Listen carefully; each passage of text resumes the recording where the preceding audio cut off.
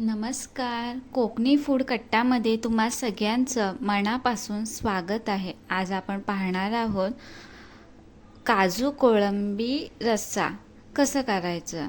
अगदी सोपी आहे, करायलासुद्धा अगदी सोपी रेसिपी आहे. तुम्हीसुद्धा नक्की ट्राय करून बघा. कारण की कोकणामध्ये जेव्हा काजूचा सीझन असतो तेव्हा काजू सगळ्या पदार्थामध्ये टाकला जातो. तशीच ही एक साधी आणि सोपी सिंपल रेसिपी आहे. आज आपण ती करणार आहोत. इथे मी अर्धा किलो कोळंबी घेतलेली आहे. तिचा मी पुढचा भाग आणि पाठीमागचा भाग कैचीने कट केला आहे. मधल्यासुद्धा तिचे पाय असतात कोळंबीचे, ते सुद्धा मी कट केलेले आहेत. आणि मधला जो काळा धागा असतो तो मी अगदी अलगद काढलेला आहे, म्हणजे तो पूर्ण निघेल. अशा पद्धतीने मी अगदी सगळी कोळंबी साफ करून घेतली आहे.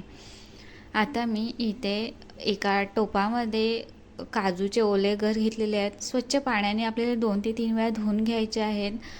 स्वच्छ पाण्याने धुतल्यावरती एका गॅसवरती टोपामध्ये ठेवायचे. तर आपल्याला त्यामध्ये गरम पाणी टाकायचं आहे. चांगली 2 ते 3 मिनटं आपल्याला चांगली शिजवून द्यायचं आहे. कारण ओले काजूगरामध्ये काजूचा चीक असतो, तो निघून जाण्यासाठी मदत होतो. आता काजू इथे मी 3 मिनटं चांगले शिजवून घेतले आहेत. आता त्यांच्यावरच्या साली आपल्याला काढून घ्यायच्या आहेत.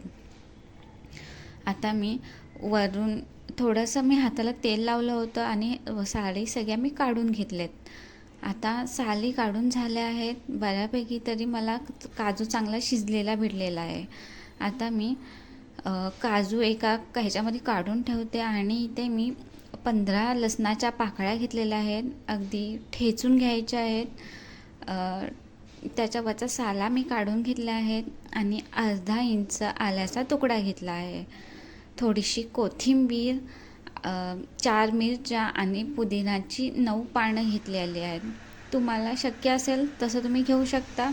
पुदिना नाही टाकला तरी पण चालेल. आता मी यांचं छान असं वाटण करत आहे.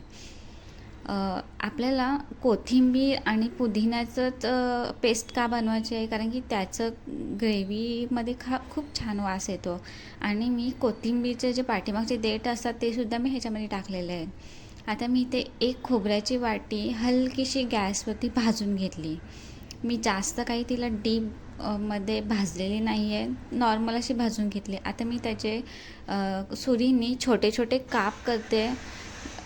कारण की ते जास्त मोठे काप करत नाही. गॅसवरती हलकंसं भाजल्यावरती खोबरा थोडासा नरम होतो. आता मी इथे नॉर्मल असे काप करून घेतले. आता मी मिक्सरमध्ये बारीक वाटून घेते.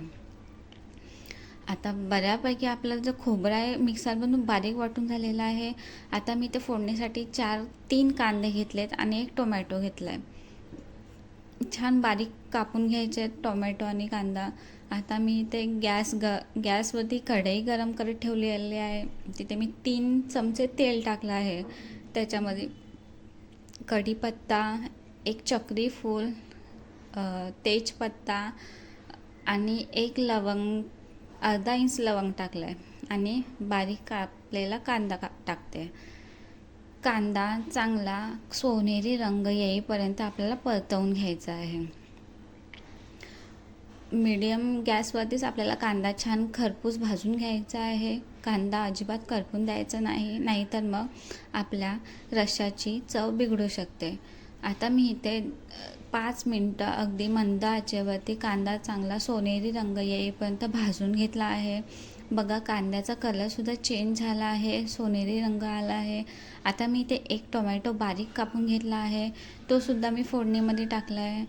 टोमॅटोचा कलर चेंज होईपर्यंत, टोमॅटो नरम होईपर्यंत आपल्याला चांगलं भाजून घ्यायचं आहे. आता टोमॅटो आणि कांदा चांगला नरमसुद्धा झाला आहे आणि रंगसुद्धा चेंज झाला आहे.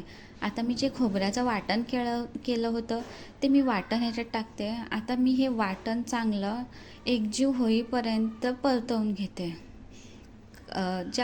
जे मी वाटण टाकलं आहे त्या वाटणाला चांगलं तेल सुटेपर्यंत मी खरपूस अगदी मंद आचेवरती आपल्याला ते भाजून घ्यायचं आहे.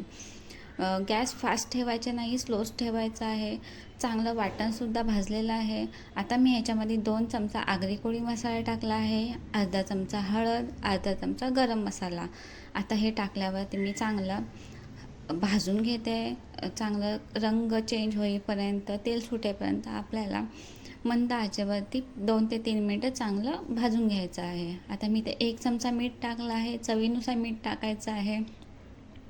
आता हे वाटण फोडणीवरलं करपायला नको म्हणून मी ह्याच्यासाठी 2 चमचा पाणी टाकलेलं आहे.